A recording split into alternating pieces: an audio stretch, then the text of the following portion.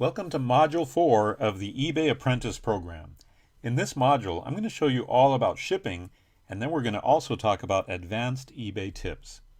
You'll learn about the correct way to ship items, how to use eBay shipping. I'm actually going to do a demonstration walkthrough step by step of how to do that, where to get your shipping supplies for free or cheap. Then we're going to switch gears and talk about advanced strategies for listing and what are the best items to source for selling on eBay. So let's talk about the correct way to ship items. Shipping is basically very simple. The idea with shipping is to ensure that the item arrives safely and in the same condition as when you listed it. We do this by using packing materials to ensure that there's some padding between the item and the box. Too many eBay sellers just pop an item into a padded envelope and send it off. Not us. We're going to ship professionally. So let's begin with the right supplies. In just about any shipping situation, you're going to need boxes. You're going to need some bubble wrap, which allows for padding, bubble envelopes for smaller items like CDs or DVDs, packing peanuts, these are those styrofoam peanuts that also build in some padding, tissue and craft paper for certain situations, a scale so you can measure how much an item weighs, and painter's tape. This is that blue tape that peels off easily. It's not super sticky and it's very flexible. Now, the best ways to get boxes, especially if you're shipping via priority mail, is just go to USPS.com and order free boxes. The US Postal Service will actually give you free boxes. They'll ship them right to your door. I've ordered thousands upon thousands of these boxes, okay? I've shipped so many items via priority mail because most of my vintage Hot Wheels that I sell on eBay are shipped via priority mail. It's just a little cut above, first class and a little bit better. And the fact that you get free priority mail boxes is a great thing. Now, if you're not shipping priority mail, don't order these boxes because you can only use them for priority mail. So if you're shipping using first class or media mail or international, don't use these boxes. Now, there is priority mail international that you can use, and then you can order those on the site. But if you're using first class or media mail, these boxes will get kicked back by the Postal Service and you won't be able to ship using those. So let's talk about another way to get free boxes, and that is talk to some of your local stores at the local strip shopping centers. These are not exactly malls, but they're pretty much on any major corner. You're going to find several stores, and these stores get tons and tons of merchandise in, and that merchandise comes in boxes.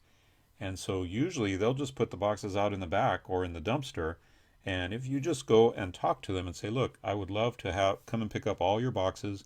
Whenever you have empty boxes, just give me a call. They'll love to do that, and they'll know that you're recycling those boxes, and they'll be happy to help with that.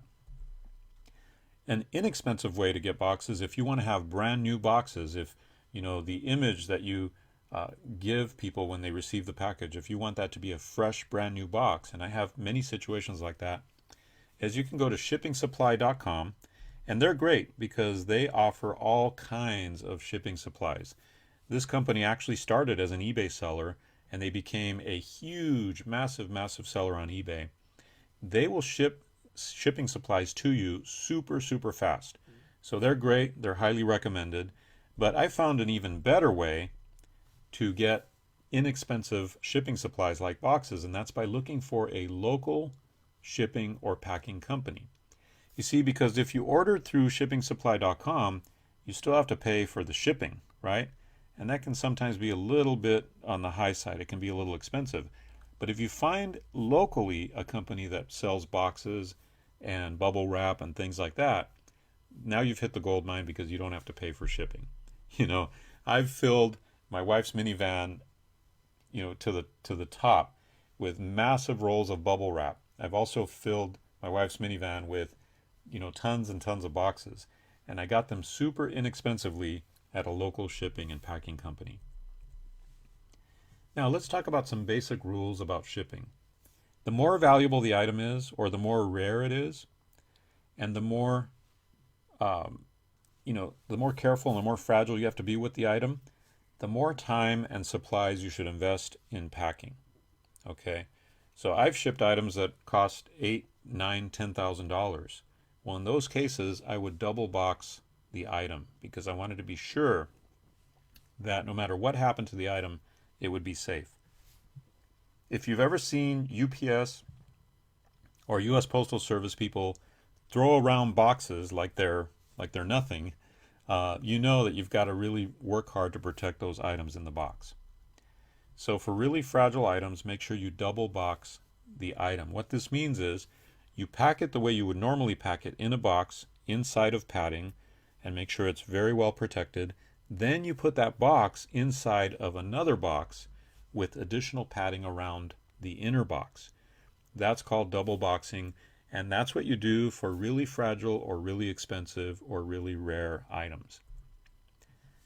Be sure you use professional supplies because you're a professional, and it really shows to your customer that you're doing business right and you're a professional. So if you have brand new boxes, fresh boxes, boxes that don't have markings on them on the outside, that's going to really show to your customers. It's going to show that you're a professional, that you really are doing the best you can do, and that you're there for customer service for them. If you want to learn some good ways to pack items to ship, then you could go to this YouTube channel, youtube.com/user/shipping supply TV.